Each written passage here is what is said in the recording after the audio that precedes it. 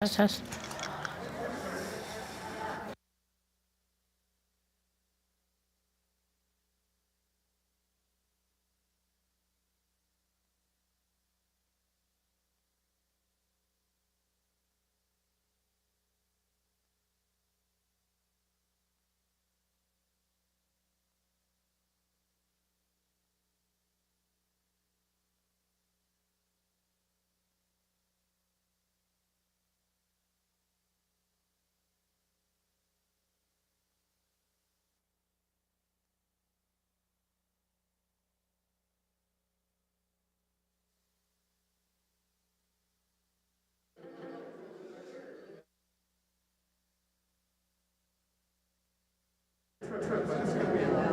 I will. Yeah.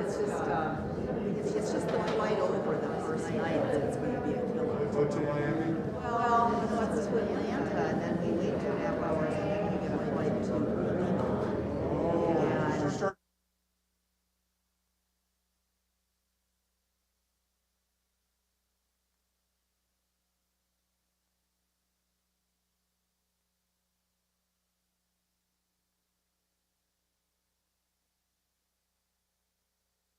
five in the morning, and then we don't get on the ship until maybe 6 hours later, and so we're going to be Yeah, so still called the first night at sea. Yeah. Yeah. Well, actually, we don't stay in Peru.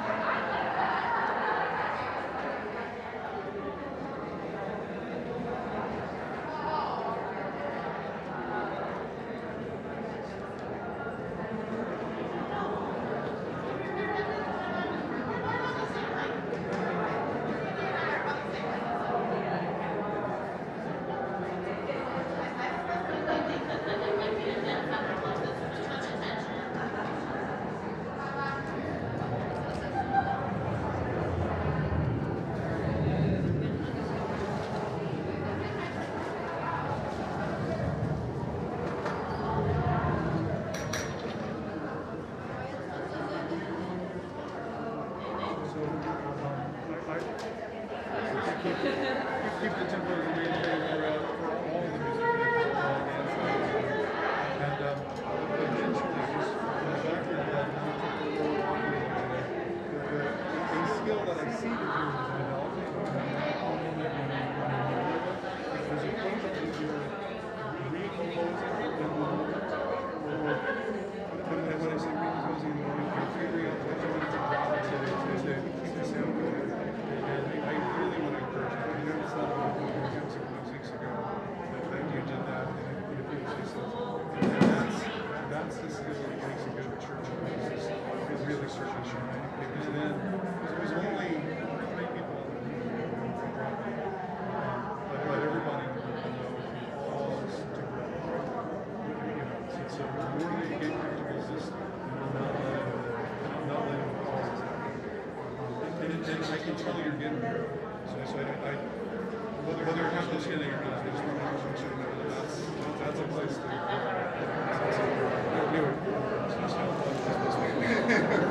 we'll see what happens.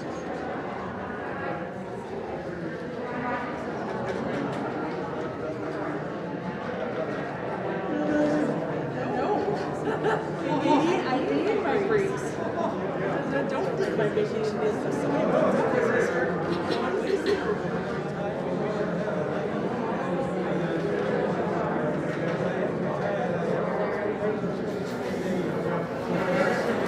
Good morning. Good morning, everybody, and welcome to the Unitarian Universalist Church of Tucson. My name is Reverend Bethany Russell Lowe, and I have the great pleasure and honor of serving as your minister. Our community is always striving to be as varied as the blooms of the Sonoran Desert, which are currently coming up. Hallelujah. So whoever you are, whoever you've been, whoever you are on the path to becoming, I invite you to bring all of that here and now. We are a covenantal community, which means that we make promises to each other about how we're going to be together when we are together. And in this time of continuing pandemic, we are committing to wearing masks here in worship and in concurrent religious education. And we also hope that if you're joining us for in-person activities, that you are vaccinated as you can be. If you are unwilling to be vaccinated, you're welcome to join us for worship. We just invite you to join us online next week. I extend a special welcome. Thank you for the amp of volume. I extend a special welcome to any visitors or people who feel like visitors this morning, and invite you to fill out a guest information card. For those of you joining us on YouTube, our administrator, Mary Weiss, will post a link to that online guest information card in the chat right now. If you're here with us in person, you're welcome to join us for social hour and find the Welcome Center. And there will be clipboards there with yellow sheets of paper that if you want to stay in touch with us, you can fill out that paper. And there'll also be friendly faces there to chat with if you want to ask questions or get to know us a little bit.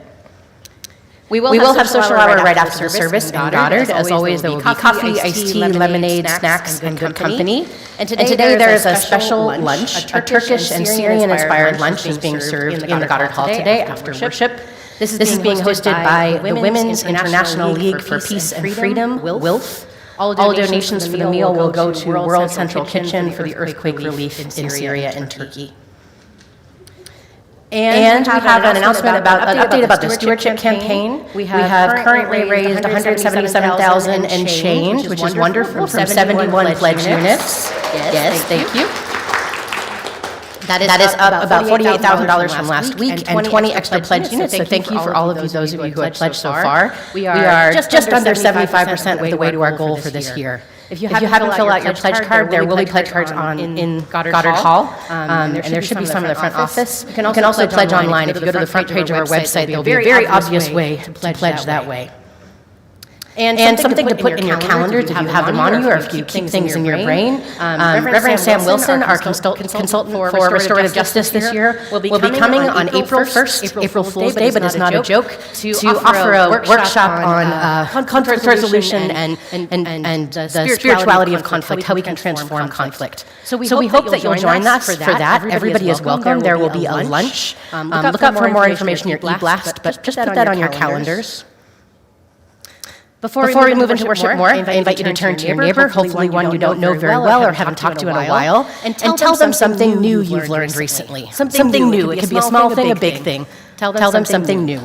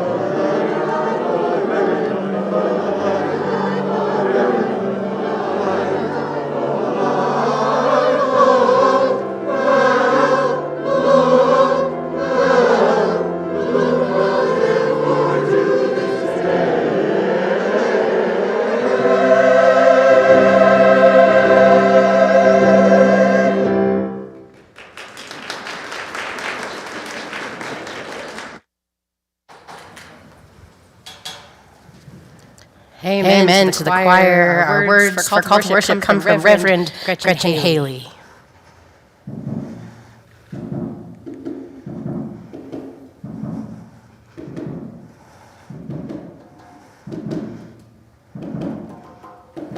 Whatever beats is moving through your bones.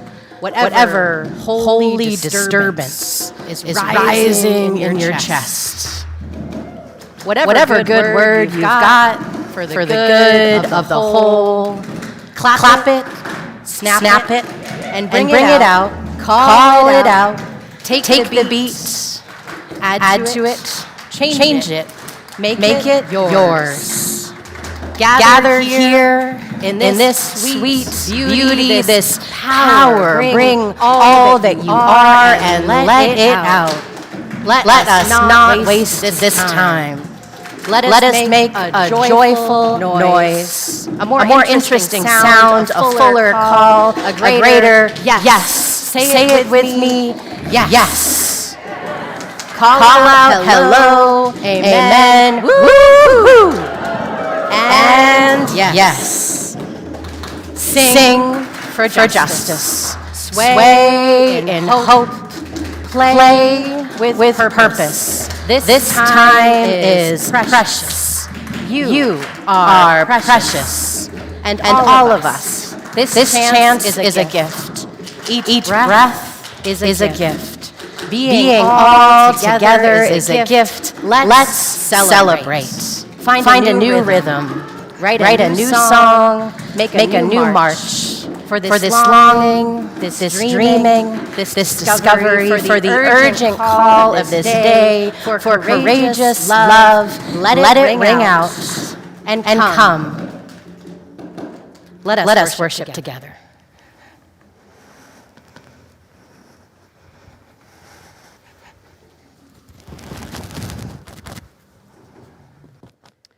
Good morning. My name is Helen O'Brien, and I'm your worship associate this morning. Yes, it's on. Here. Well, everyone, please join me in our chalice lighting words by the Reverend Carl Seberg. Let there be joy in our coming together this morning. Let there be truth heard in the words we speak, songs we sing. Let there be help and healing for our disharmony and despair. Let there be silence for the voice within us and beyond us. Let there be joy in our coming together.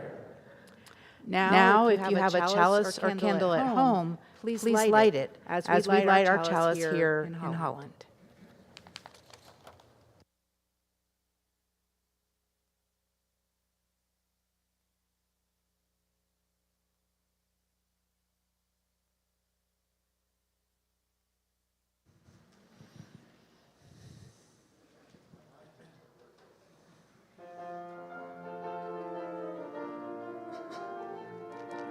Let it be a dance we do.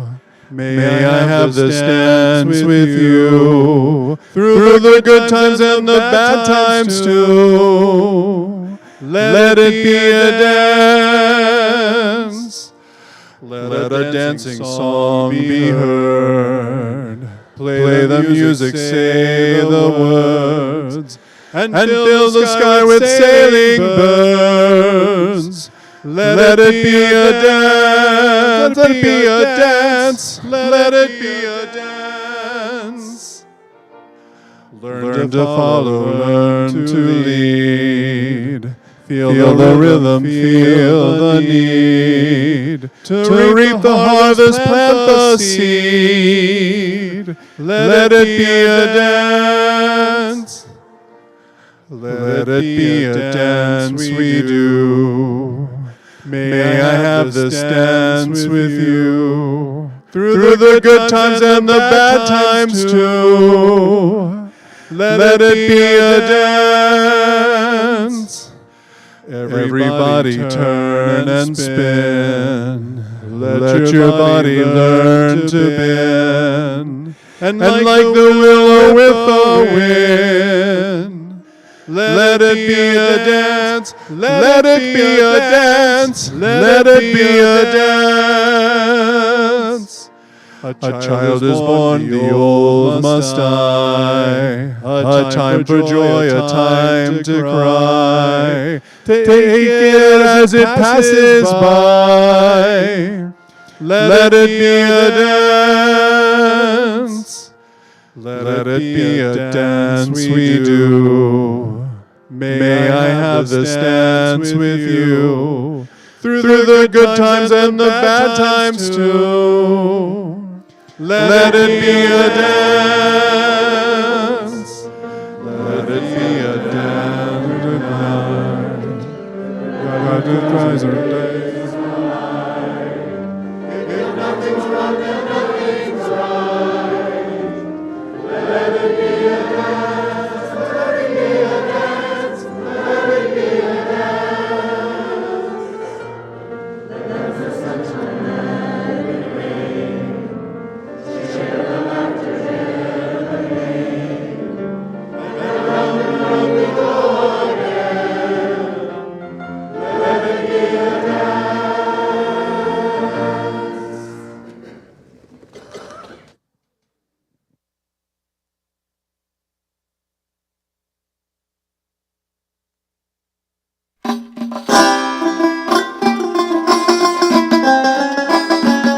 In Persia, a long time ago, lived Mordecai and his cousin Esther. Hello, my name is Esther, and I am Jewish. I live in Persia, and I am fierce.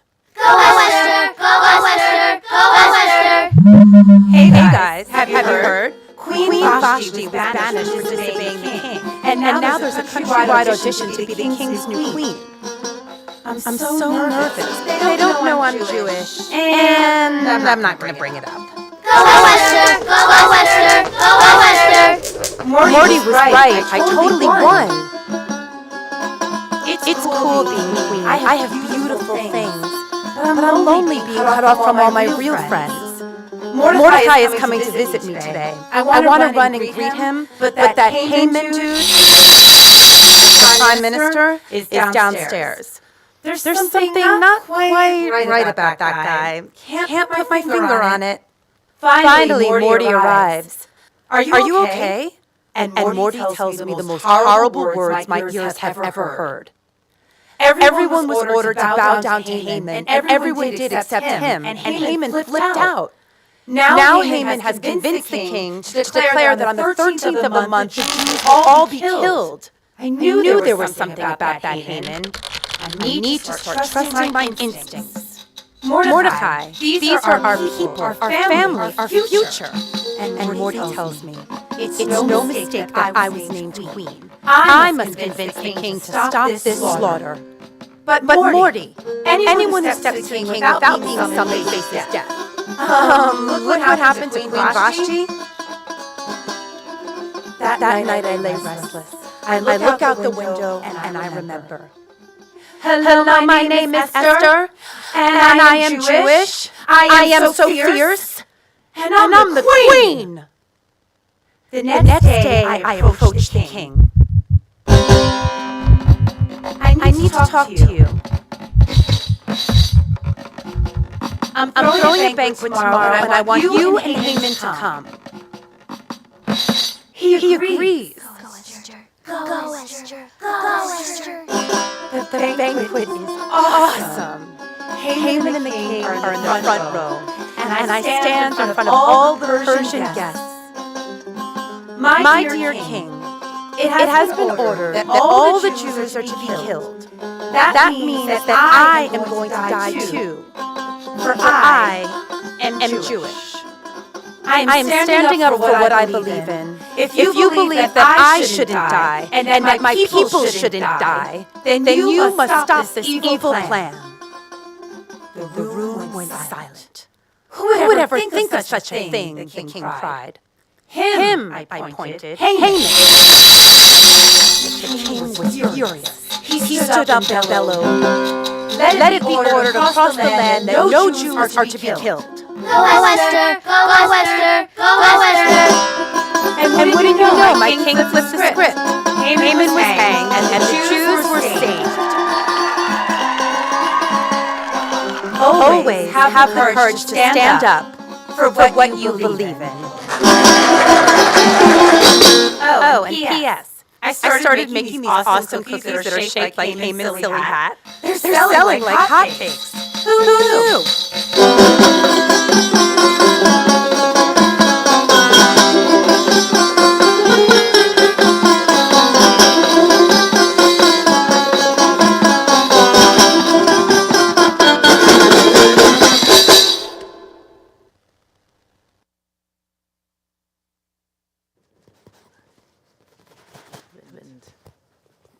Excuse me. Our earth is strong. Mic's on. Our earth is strong. It can hold our pain and our joy, our love and our anger. Our shared bowl, which we use for joys and sorrows each week, is strong enough to hold the big rocks, our collective celebrations and mournings. And also the smaller stones that will be added to signify our individual joys and sorrows. We who live in the desert know that water is a life-sustaining and scarce resource. Let us remember those desert people who came first in this place. We honor the Tohono-O'odham, the Yavapai, the Yaqui, and the Hohokam and other people who no longer exist as tribal entities here in Arizona. Let's remember those who are walking through our desert right now without access to water. We pour water from a plastic jug, similar to the ones used by those seeking to assure greater access to water in our desert, like our ministry partner, No More Deaths. If you have a joy or sorrow to share, I invite you to go to menti.com and put in the code 53185484. If you are here in person, and you are welcome to come up to the table and put a stone in the water to symbolize your joy or sorrow. The pebbles create ripples of hope.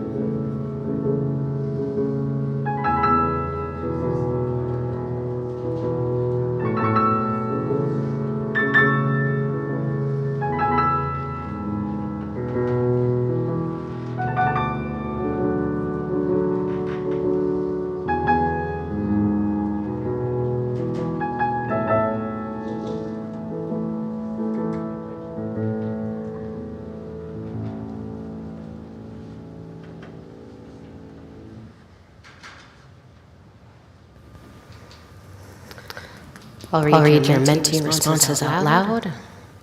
Holding in my heart the family and friends of the UHS student who passed away this week. Prayers to all who love them.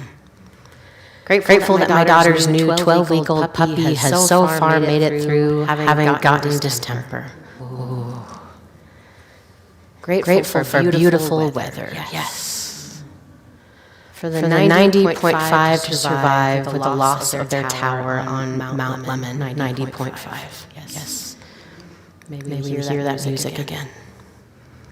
For all these joys and sorrows said out loud and those we hold in our hearts unspoken, may we hold a moment of silence.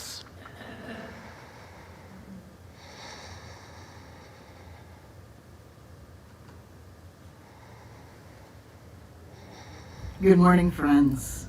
This morning,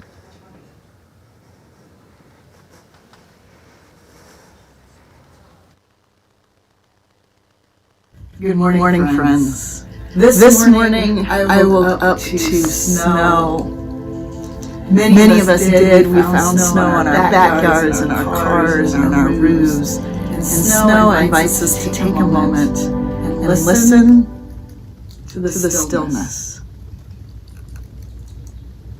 I want to invite us today to take a moment and listen to the quiet, to be still, so we can touch the deepest and best parts of ourselves, our own inner voices.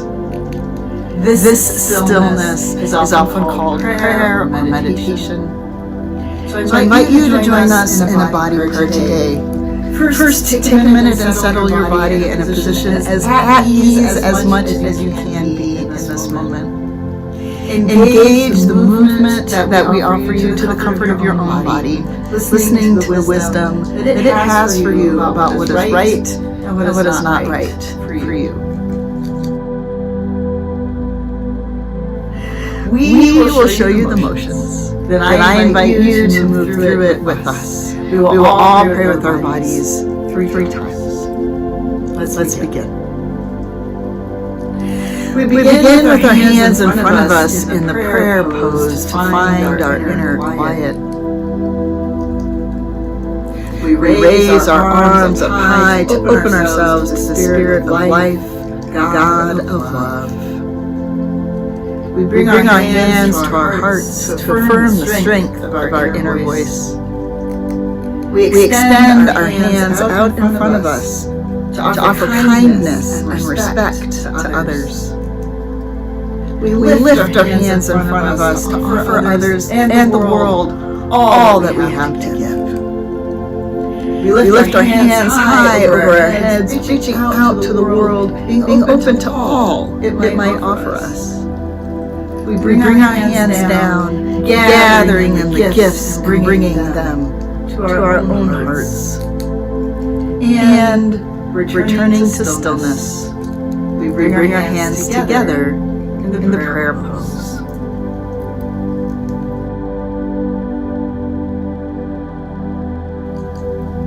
Now again, as you're willing and able, we begin with our hands in front of us in the prayer pose.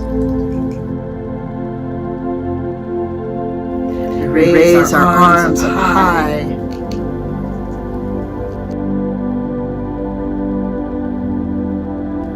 We bring our hands to our hearts. We extend our hands out in front of us.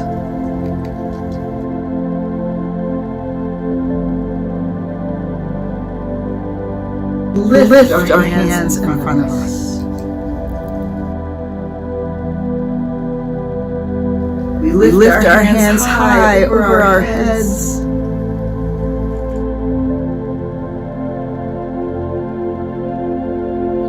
We bring our hands down, gathering in the gifts, finally bringing them to our own hearts, and returning to stillness, with our hands in prayer pose.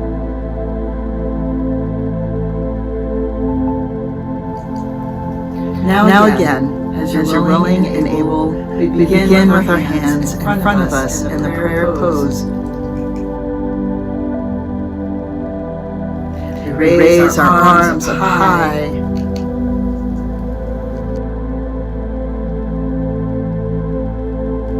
We bring our hands to our hearts. We extend our hands out in front of us.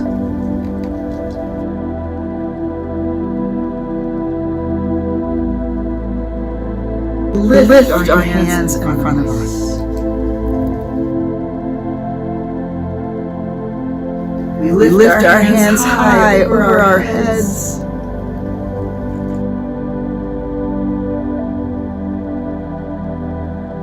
We bring our hands down, gathering in the gifts, and finally bringing them to our own hearts, and returning to stillness, with our hands in prayer pose.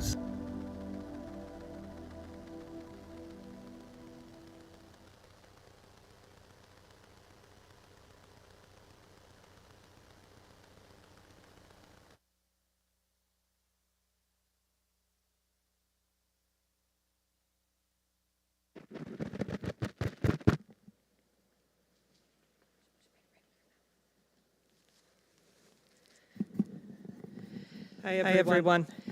I'm Natasha Warner, and a lot of you know me because this is our community. I've been asked to do a testimonial today about our stewardship campaign and about turning one's pledge in and giving a good and generous pledge.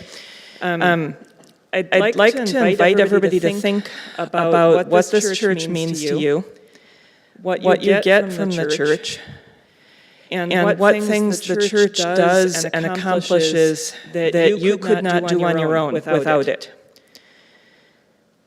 So I've found here at this church a place to raise my kid in a community. And he now occasionally comes to church, even though he's in the young adult stage. And I have really valued that, and that's something I absolutely could not have done without the church. Other groups try to provide little small group communities to raise kids in like-minded groups, and it doesn't work. I've also found teaching RE Sunday school here and teaching OWL here, I get so much reward out of that. I would not miss that for anything. Getting to be part of helping these kids grow up. And getting to be part of hearing what they think about topics that really matter in the world, like consent in relationships and communication. And getting to be part of that has been worth so much to me. And we can't run OWL without the church. Even if it's financially independent, we can't run OWL without the church. No more deaths. That's something that I'm not involved with myself, and that the church is involved with. None of us can do that work without the church being a part of it. Maybe no more deaths could find a different way without the church, but I don't think we want them to. There's so many things that the church does and effects it has in the world on helping kids grow up to be good human beings, good adults, on things like no more deaths, affecting people who are migrating across the border, on so many other things that we can't do ourselves. And so we need to work together as the church to do them. And then we could go further and imagine what more could the church be doing if we really gave it our all and really made an effort to fund the church well enough to do all the things it might want to do. How much more influence could it be having in society? How much more influence could it be having in Tucson on people's lives? And I'd like to find out. And as a part of that, in order for the church to do all that stuff, because it doesn't just happen if we put in volunteer hours. Volunteer hours are important and great, but we can't run things on volunteer hours alone. None of us have the time or the skills to be able to run it all on volunteer hours alone. So a part of how we make the church able to accomplish all that stuff is by paying our staff with respect, so that they know that they are a valued part of making this church go, and an important part, and that we treat them that way, and that we treat them in a way that they can emotionally keep working for the church to accomplish all of those things that we want it to do in the world while they're working here. So I would like to, I guess one more thing about what I get from this church. I walk in Sunday morning, and this is my community, and I see all these people I know, and many of them I've known for 20 years. And I feel accepted and welcome and part of things here in a way that maybe I don't almost anywhere else in life.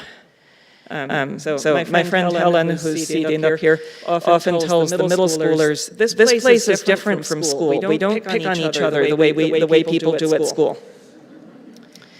And it's like that for adults too. We come here and we are welcome as who we are and loved as who we are.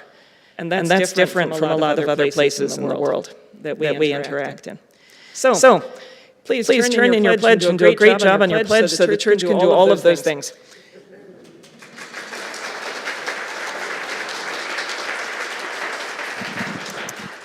Another way we support this congregation is by taking an offering every week. The offering instructions will be on the offertory slide. I do not have the text in front of me, but the ushers will come around now with offering baskets if you're here in person.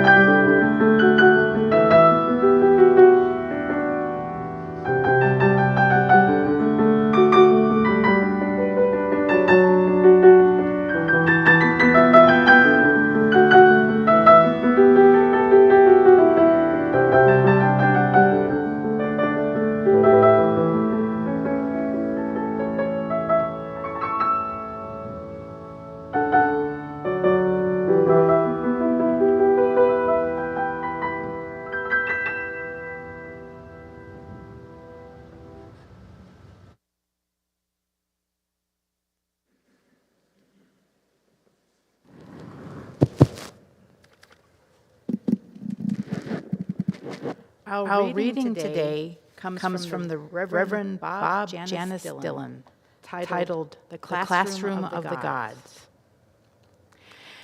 He writes, The gods, like children, do not take all that naturally to instruction. Like children, they are only too aware of their own immortality and surrender it only under duress.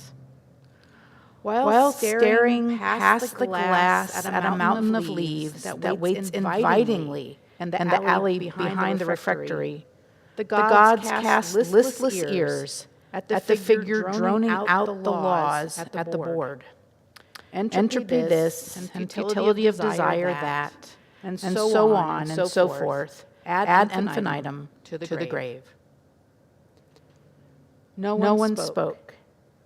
And then nature raised her chubby fingers skyward and offered a response.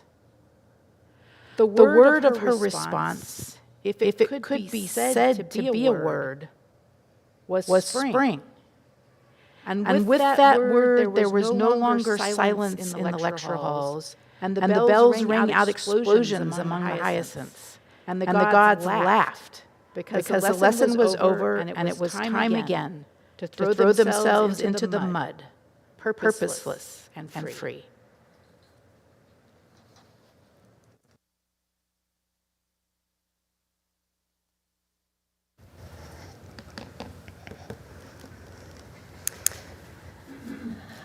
If I can adapt the reading, I think the Sonoran Desert raised her chubby finger this week and said, snow.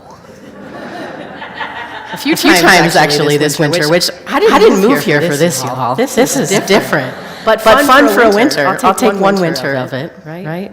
I don't know about you, but I was driving around on Wednesday morning. I had a few errands to run, so I was driving across town, and I happened to drive by this one middle school, Valewood Middle School over in Craycroft, a few times. And I'm pretty sure they had the whole school out playing, the whole 2 hours I was driving by this school. All the kids were out. And at first, the first time, I could literally see the cliques, right? Across the field, building their own snow people, having snow fights, doing various things, but you could see who was friends and who were the cliques, how big they were, who were kind of feuding with each other. But the last time I drove by, maybe half hour after I'd driven by before, all the kids were gathered around near the fence, and there was one big snowball. Like I'm talking 4.5, 5 feet. They gathered the snow from this entire huge field and made one big snowball. There weren't separate snow fights and separate snow people anymore. There was one common goal. And I said, oh, that'll work for the sermon this week. Because that's what play does. It brings us beyond, it breaks those social boundaries. It helps us do a common thing. It breaks us up and lets us find new ways of doing things. Play is a human need. Those teenagers at Vale Middle School know it. And religious people at Cross Time have known it. They've recognized this need, this human need for play, and created traditions to address the need. Diane Ackerman once wrote, Deep play is a fascinating hallmark of being human. It reveals our need to seek a special brand of transcendence with a passion that makes thrill-seeking explicit, creativity possible, and religion inevitable. Perhaps religion seems an unlikely example of playing, but if you look at religious rites and festivals, you'll see all the play elements, and also how deep that play can become. Religious rituals usually include dance, worship, music, and decoration. They swallow time. They are ecstatic, absorbing, rejuvenating. There are two holidays this week that I think point us towards play. Purim and Holi. But before we get to those two holidays, I want to add a little bit to the Esther story we heard earlier. Esther is one of the books in the Christian Bible and in the Jewish Torah. And we heard mostly about Esther, but you heard a little sliver about another person at the beginning. Who was that? Anyone remember? Vashti, the first queen. And so I want to talk a little bit more about her, and specifically talk about her through the UCC colleague, my UCC colleague, Reverend Quinn Caldwell's interpretation. So Vashti was the first queen of Mordecai, and Mordecai orders Vashti to appear before his court of women, basically. There was a 7-day party, and he ordered Vashti at the end of it to appear before this court. And Vashti refused. So Mordecai goes to his trusted advisors and said, what legally can I do here? And they said, well, you could probably banish her, say she can never be queen again. So that's what he decides to do. That's how Vashti gets banished from the kingdom of Persia. Quinn Caldwell points towards some scholars throughout history who have interrogated the story and said, seems like there's something more to this refusal. And the scholars throughout history have said that there's this understanding that Mordecai had actually ordered Vashti to appear naked before this court of people. And not just that, but also that the archangel Michael had given Vashti a penis, male genitalia. And the scholars throughout history have said, well, surely she was too embarrassed to do that. But Reverend Quinn Caldwell has a different interpretation. He's a progressive minister, Christian minister. He says, Actually, this story points us towards this idea that Vashti, maybe she was a queer person, maybe she was a trans person, and maybe she said, no, I will not let you put me on parade like that. Right? She used her own power to say, no, Mordecai, I am queen, I am Vashti, and I will not. Under this interpretation, Caldwell's interpretation, he argues that Vashti was the first trans queen of color, which I think is a pretty cool thing in a country where trans rights are being put under attack, shall we say. So the Esther story is actually about two women, not just Esther, but Esther and Vashti, who find two different ways of saying, no.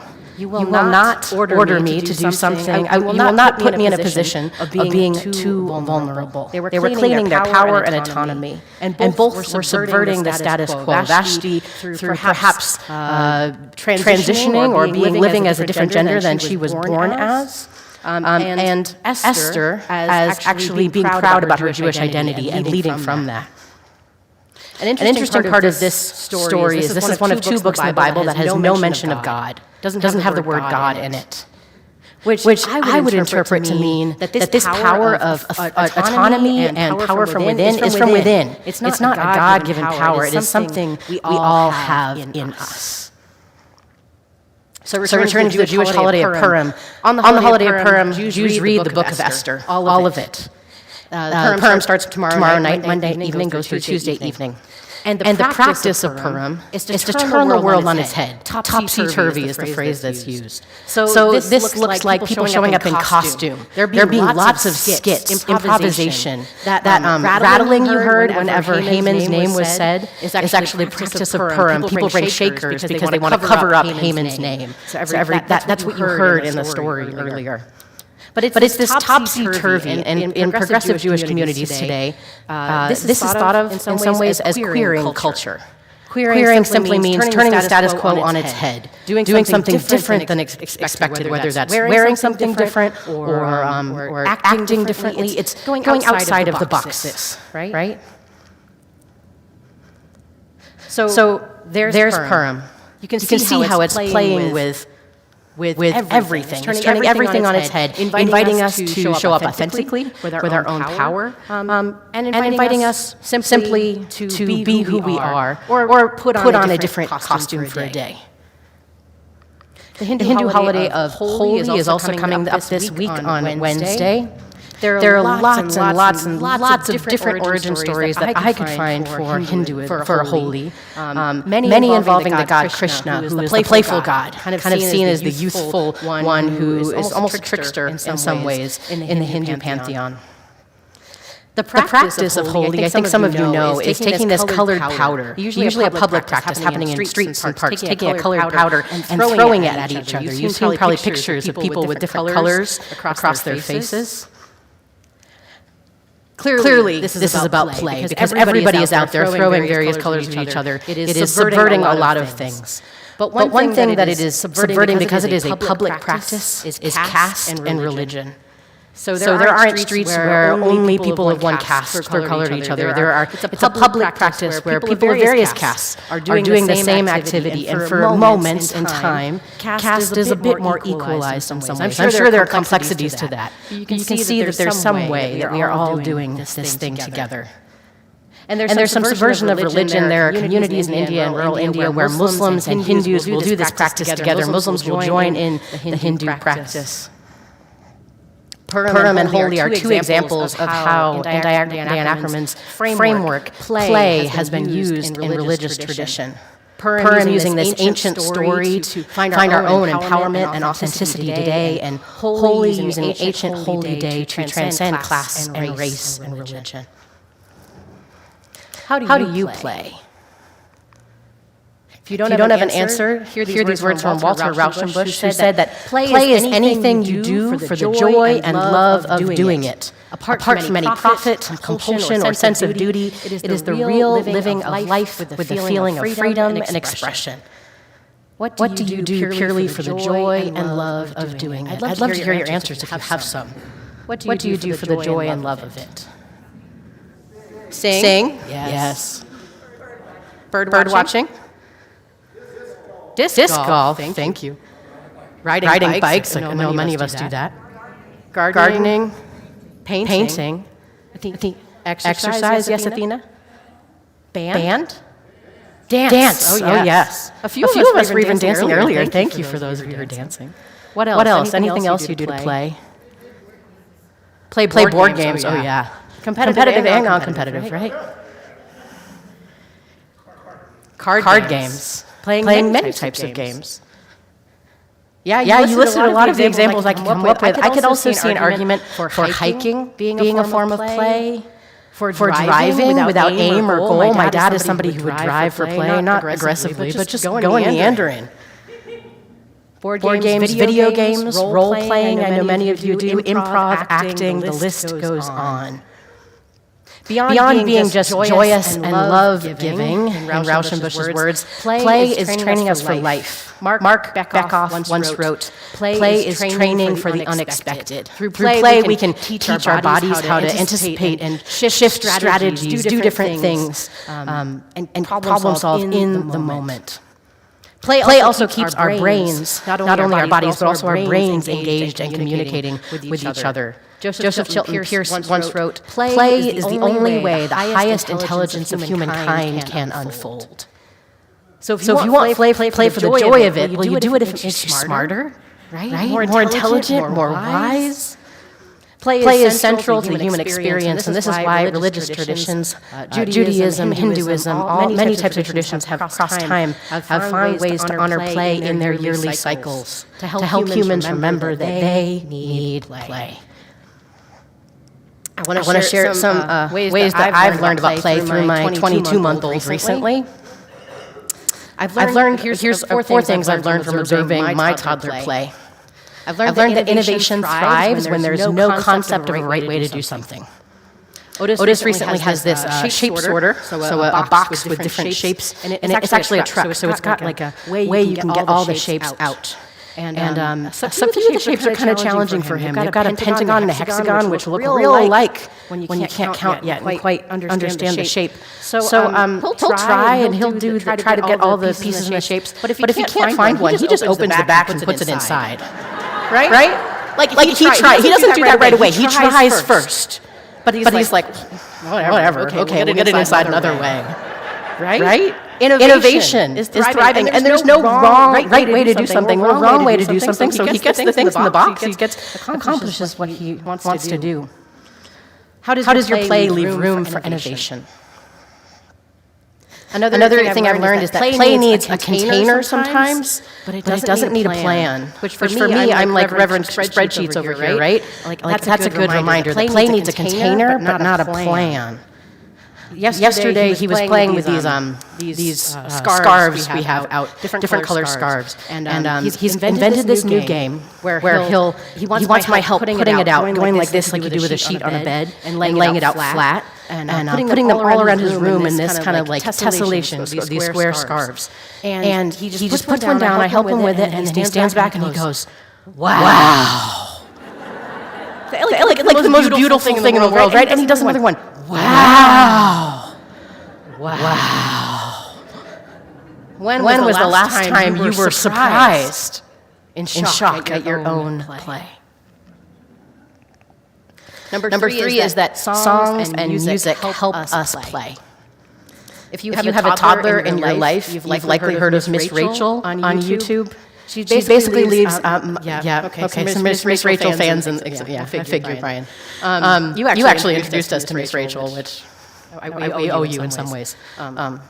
But Miss Rachel basically leads a parent and baby music class on YouTube, though. And she's right up front on the screen, and toddlers just from the first minute love it. It's a lot of songs, some baby ASL, learning different signs and ways of communicating. And she also helps toddlers learn how to make the sounds to make words. She uses different tricks to help them make words, and it's very effective. But we used to sing songs with Otis. My husband and I both love music, and we sing a lot of songs. But Otis didn't really catch on or start singing until Miss Rachel would sing these songs at him, and over and over and over. And now it's like Wheels on the Bus over and over and over and over. And there's this icky, sticky bubble gum. Brian, I'm sure, the icky, sticky bubble gum is Listen to it. Best song ever from a 22-month-old perspective. So the question is, how do you use your body or things outside your body that are not just intellectual stimulation, music or other things, to enhance your play? The fourth thing I've learned is that play for some isn't play for all. And another correlation of this is that play for one moment isn't play for all moments.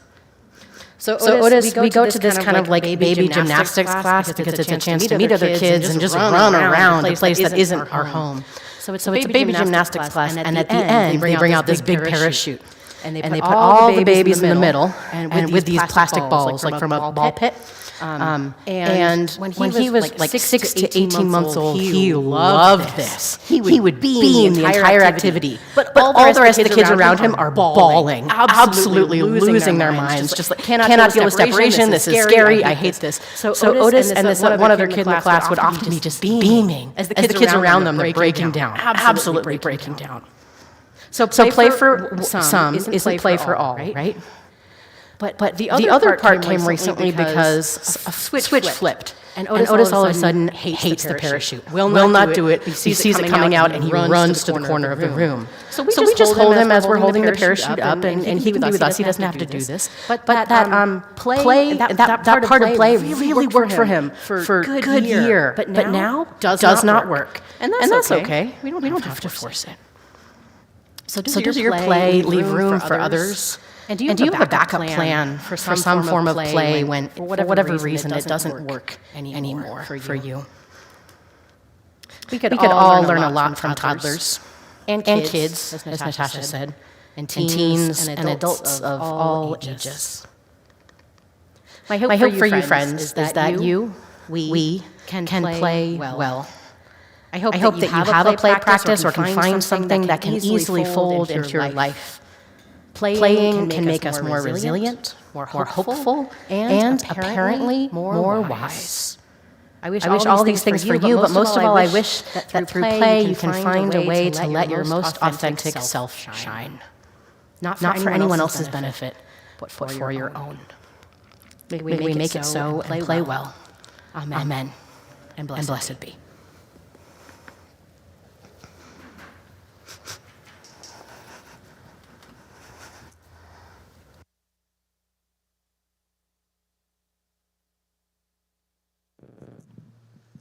And once again, would you rise in body or spirit and turn the world around?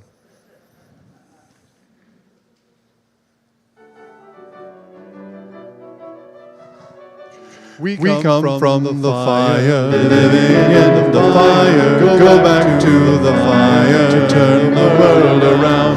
We come from the water, living in the water. Go back to the water, turn the world around. We come from the mountain, living in the mountain. Go back to the mountain, turn the world around. Oh, so is life, but so is life. Oh, so is life. So is life. Don't know who I am. Do you know who you are? See we one another clearly. Do we know who we? Just one more time. Do you know who I am? Do I know who you are? See we one another clear. Going on to the next slide. Whoa, so is life, Patia. So is life. Whoa, so is life. So is life. Water makes the river makes the mountain. Fire makes the sunlight turn the world around. Heart is of the river, body is the mountain, spirit is the sunlight, turn the world around. We are of the Spirit, truly of the Spirit, only can the Spirit turn the world around. Oh, so is life a patiwa, so is life. Whoa, so is life a patia. So again that one. Whoa, so is life a patia. So is life. Whoa, so is life a patia. So is life.